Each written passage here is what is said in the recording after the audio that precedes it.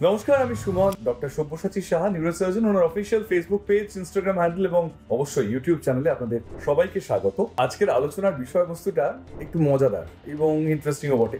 আমরা ক্রেনিওটমি অপারেশন সম্পর্কে প্রায় শুনেছি অনেকে, এবং এটা নিয়ে অনেক বাক্যালাপ হয়েছে বহু জায়গায়, এবং বলা হয় যে ক্রেনিওটমি অপারেশনের ক্ষেত্রে মর্টালিটি রেট একটা সময় 90% থাকতো, খুব বেশি।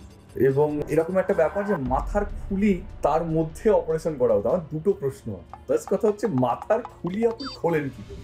এক, আজকের ডেটে দাঁড়িয়ে এটা খুব বড় প্রশ্ন। সেকেন্ড হচ্ছে, বাইরে থেকে মাথার খুলির মধ্যে কোন জায়গাটায় আপনার টিউমারটা রয়েছে, এই অপারেশনটা করার আগে আপনি বোঝেন কি করে যে এই জায়গাটা থেকে মাথার খুলি খুলতে হবে? খোলা যাই হোক, গোটা শক্তপোক্ত ব্যাপার, চিনি হাতুড়ি ভাবে নাকি?